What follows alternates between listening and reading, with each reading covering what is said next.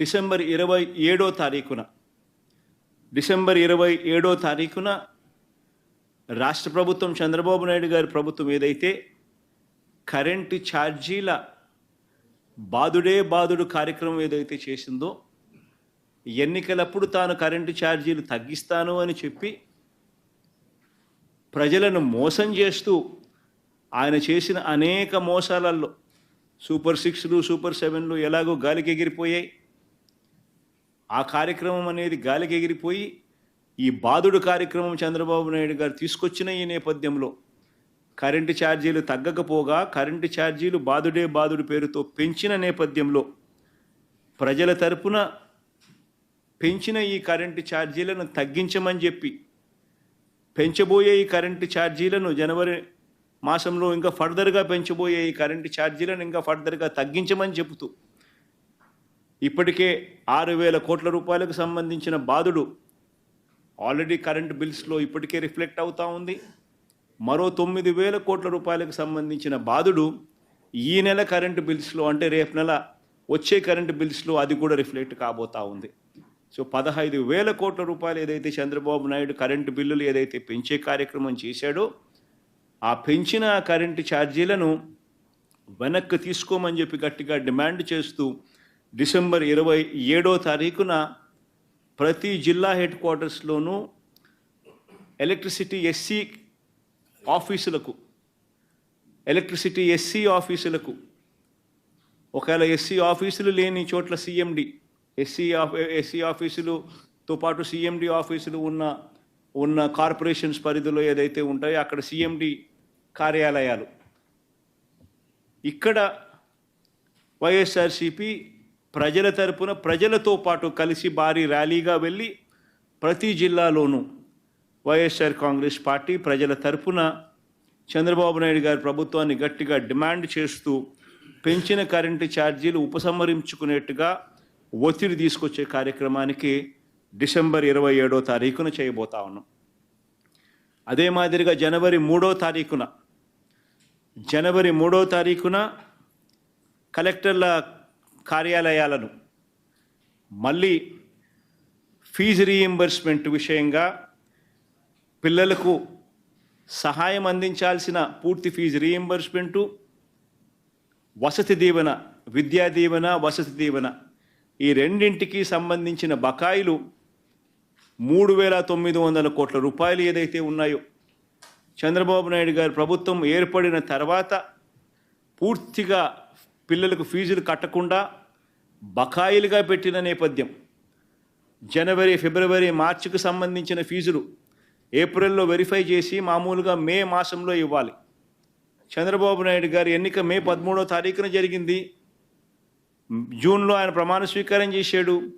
జూన్లో వచ్చిన వెంటనే ఆ ఫీజు రీయింబర్స్మెంట్ ఇవ్వాల్సింది. మొత్తం 4 క్వార్టర్స్కు సంబంధించిన ఫీజులు మామూలుగా వైఎస్ఆర్సీపీ ప్రభుత్వంలో ప్రతి క్వార్టర్ అయిపోయిన వెంటనే, ప్రతి 3 నెలలు అయిపోయిన వెంటనే 4వ నెలలో వెరిఫికేషన్ చేసి 5వ నెలలో ఫీజులు ఇచ్చే పరిస్థితి నుంచి ఏకంగా సంవత్సరం అయిపోయినా కూడా 4 క్వార్టర్స్ వరుసగా 4 త్రైమాసికాలకు సంబంధించిన ఫీజులు పెండింగ్లో పడిన నేపథ్యంలో వసతి దీవెనకు సంబంధించి ప్రతి ఏప్రిల్ మాసంలోనూ క్రమం తప్పకుండా వసతి దీవెన కింద పిల్లలకు తోడుగా ఉంటూ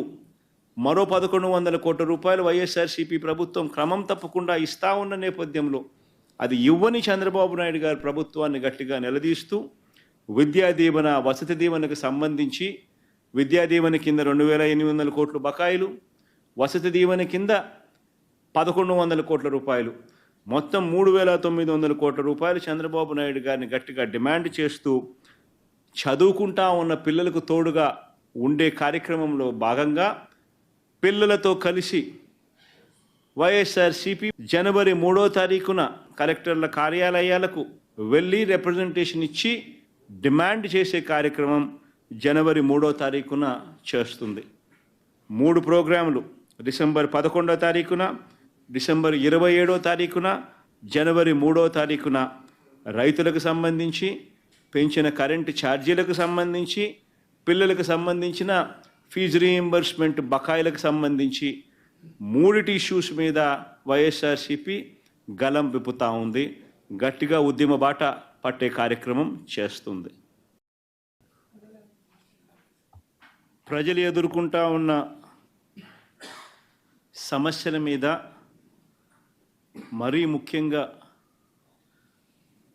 3 ప్రధానమైన అంశాల మీద,